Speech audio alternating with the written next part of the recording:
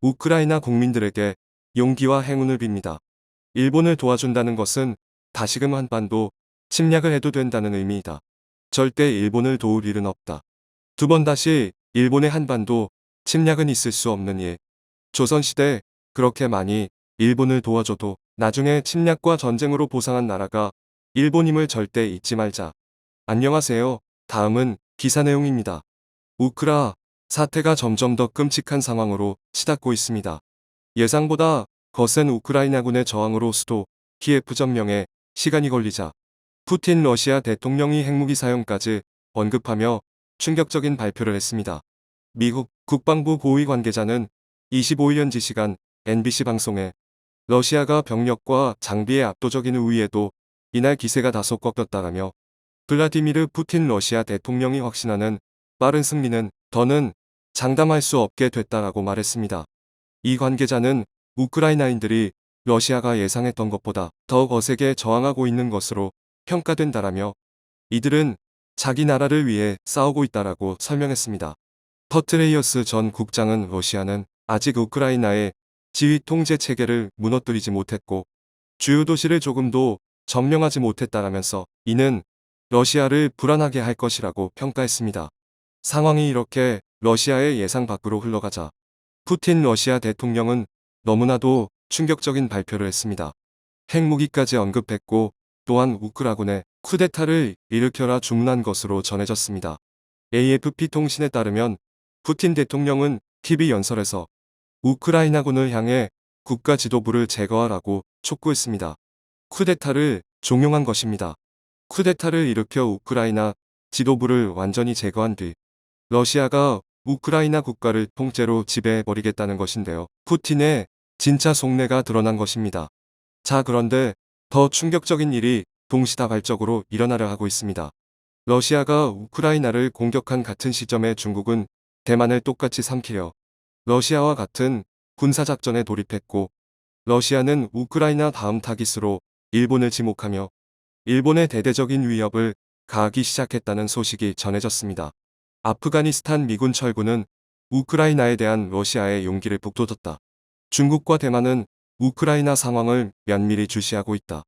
미국 정치 전문 매체 더 힐이 보도한 내용인데요. 이 보도가 사실이 되어버렸습니다. 러시아가 우크라이나에 선전포고하면서 대만이 다음 차례가 될 것이라는 우려가 적지 않습니다.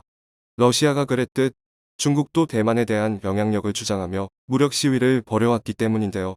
왕 이왕의 중국 외교 담당 국무위원 겸 외교부장은 19일 현지 시간 영상으로 참석한 민헨 안보회의에서 나토는 냉전의 산물인 만큼 시기와 형세를 살펴 필요한 조정을 해야 한다며 나토가 계속 동쪽으로 확대되면 유럽의 평화 안정 수호와 장기 안정에 도움이 될지 유럽 친구들이 진지하게 생각해 볼 문제라며 유럽 안보에 대해 각 측은 자기의 우려를 제기할 수 있고 그중 러시아의 합리적 안보 우려는 존중되고 중시돼야 한다고 말했습니다.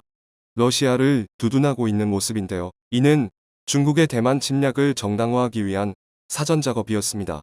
중국이 블라디미르 푸틴처럼 서방국들의 제재를 감내하고 힘으로 밀어붙이면 대만도 아무것도 못하고 우크라이나처럼 가만히 당하고 있을 수밖에 없다는 계산입니다. 러시아가 우크라이나를 전면 침공한 24일 중국이 대만 방공식별구역 아이즈에 전투기를 들여보내는 한편 대만 침공 시 활용돼 상륙함정의 훈련 사진을 공개하는 등 대만을 향한 고강도 무력 시위를 벌였습니다.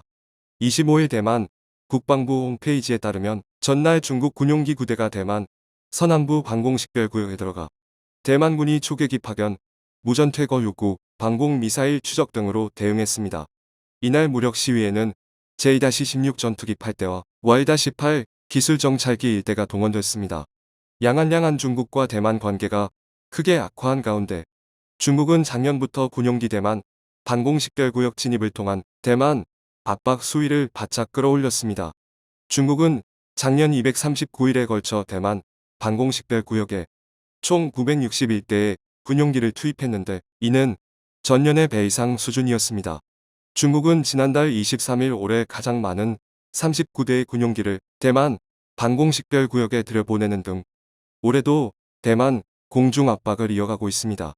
중국은 외부와 갈등을 최소화하던 베이징 동계 올림픽 기간 중인 지난 10일에도 11대의 군용기를 대만 방공식별구역에 들여보냈습니다. 이처럼 중국 군용기의 대만 방공식별구역 진입이 일상화된 상태지만 24일은 러시아가 우크라이나를 침공한 날이라는 점에서 대만 측에서는 중국의 이번 무력 시위 동향에 더욱 큰 관심을 기울이는 분위기입니다. 아울러 대만 일대를 관장하는 중국 인민해방군 동부전군은 24일 중국 소셜미디어 웨이보 미박에서 동중국해 모역에서 최근 진행한 운용훈련 사진을 올렸습니다. 이번 훈련에는 대형 상륙함 한 척과 상륙함에 탑재됐다가 상륙작전 때 밖으로 나가 병력과 전투장비를 싣고 해안까지 돌격하는 상륙정 2대가 동원됐습니다. 상륙함과 상륙정은 중국이 대만을 공격하는 상황이 발생했을 때 최전선 투입될 장비로 알려져 있어 더욱더 충격적입니다. 그리고 더 결정적인 것은 중국이 러시아의 침공으로 정세가 매우 불안한 우크라이나 현지 중국인들을 철수시키기 위해 보낸 전세기의 대만인까지도 태웠다는 것입니다.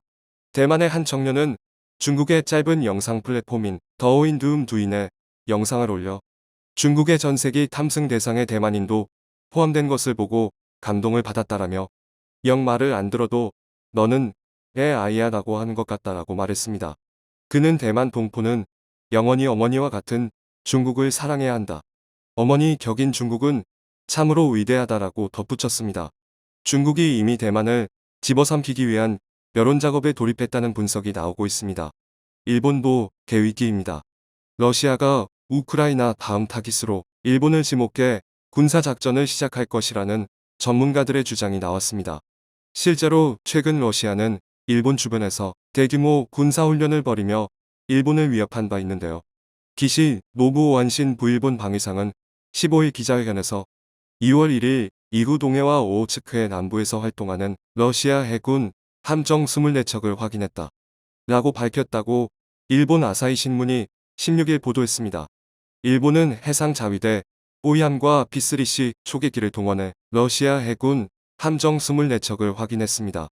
러시아군 함정은 구축함과 프리기함, 미사일 관측 지원함, 잠수함 등이었으며 훈련을 하는 것으로 보였다고 신문은 전했습니다.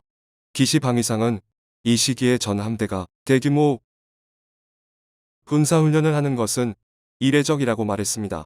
그렇지 않아도 풀이 열도를 두고 강한 마찰을 빚고 있는 러시아와 일본, 최근 우크라이나 사태로 자신감이 더욱더 올라간 러시아를 향해 우보 일본 기시다 총리는 일본 내 러시아 채권 발행 유통 금지, 반도체 수출 금지, 러시아 대형은행과 거래 중단을 외쳤다가 현재 쑥대밭이 돼버린 우크라이나의 상황을 보더니 일본 정부는 남쿠릴 4개 섬 문제로 우크라이나 사태와 관련 러시아를 과도하게 자극하는 것은 원치 않는다. 라며 급하게 꼬리를 내렸습니다. 하지만 이미 늦었습니다. 군사 전문가들은 이미 러시아가 일본을 우크라의 다음 타깃으로 삼아 군사작전 준비를 끝마쳤다고 말하고 있는데요. 자, 그런데 더 충격적인 점은 지금까지 넘지 말아야 할 선을 넘으며 한국에 계속해서 도발을 걸어온 일본이 최근 러시아가 자신들을 침공할 수 있다는 위협을 피부로 체감하자 한국에 도움을 요청하고 있습니다. 가전제품과 스마트폰 모두 한국의 삼성과 LG가 장악하고 있는 데다가 초코파이와 한국의 도시락 라면은 러시아에서 이미 없어서는 안 될 가장 인기 좋은 국민식품으로 등극했습니다. 뿐만 아니라 한국의 신북방 정책 일라인 브릿지는 자원에만 의존하며 쇠퇴해가는 러시아 경제를 완전히 탈바꿈해주고 있기 때문에 러시아 경제에 가장 강력한 영향력을 행사하고 있는 한국만이 러시아의 일본 침공을 평화적인 방법으로 막을 수 있다는 것입니다.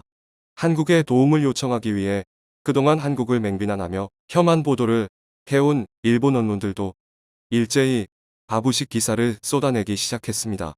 일본 마이니치 신문은 사이타마대 사회조사연구센터와 함께 지난해 11월 1월까지 전국 240개 지역 유권자 1314명에 대한 우편 투표 여론조사 결과를 24일 보도하며 한국의 친밀감을 느끼는 일본인들의 수가 대폭 증가하고 있다고 전했고, 일본 전문가들은 러시아가 일본 영토를 침공하기 전 즉시 한국의 천공위를 대규모 사들여와야 한다라고 주장했습니다.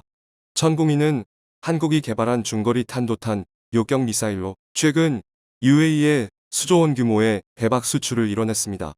뿐만 아니라 한국 LIG 넥스원이 개발에 성공한 근력증 강로보, 무인수상정, 소형 정찰 타격 드론, 안티드론 시스템 등 한국만이 보유한 세계 최고의 기술력을 접목한 최첨단 무기들만 있으면 러시아가 일본 자신들을 절대로 공격할 엄두조차 내지 못한다는 것입니다. 청중의 일부 의견.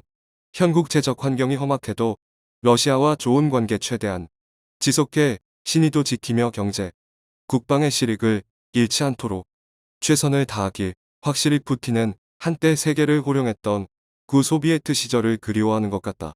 그때는 미국을 등에 업고 있다는 일본도 함부로 깝죽대지 못했는데 러시아가 힘이 약해진 후에는 수시로 나대니 푸틴이 마음에 단단히 담아두고 있었던 듯.